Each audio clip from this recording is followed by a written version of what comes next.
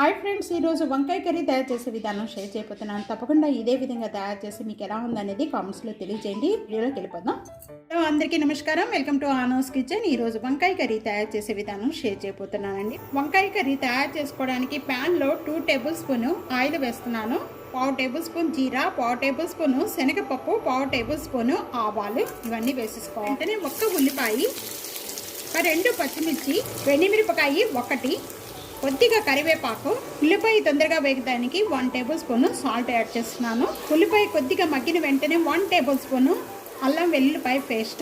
ఎంత బాగా మగ్గిపోయిన వెంటనే కూడా వాటర్లో వేసుకున్న మొత్తం కూడా వంకాయలన్నీ పీసెస్ అన్నీ కూడా దీనిలో వేసుకోవాలి. 1/2 టేబుల్ స్పూన్ పసుపు యాడ్ చేస్తున్నాను. మూత పెట్టేసేసుకొని ఒక 5 మినిట్స్ వరకు కూడా వంకాయ అంతా కూడా మగ్గించేసుకోవాలండి. వాటర్ కానీ ఏం కూడా యాడ్ చేయొద్దు. మధ్య మధ్యలో కూడా కొద్దిగా చూసుకుంటూ కలుపుకుంటూ ఉండండి. 5 మినిట్స్ అయిపోయిన వెంటనే కూడా ఈ విధంగా వంకాయ అంతా కూడా బాగా మగ్గిపోతుందండి.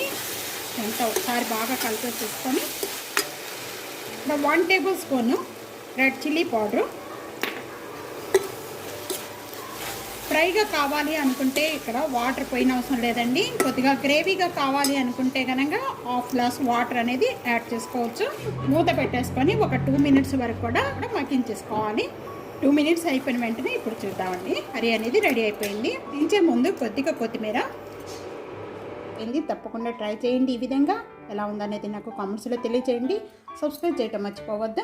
అలాగే వీడియోని లైక్ చేస్తూ ఉండండి. Thanks for watching.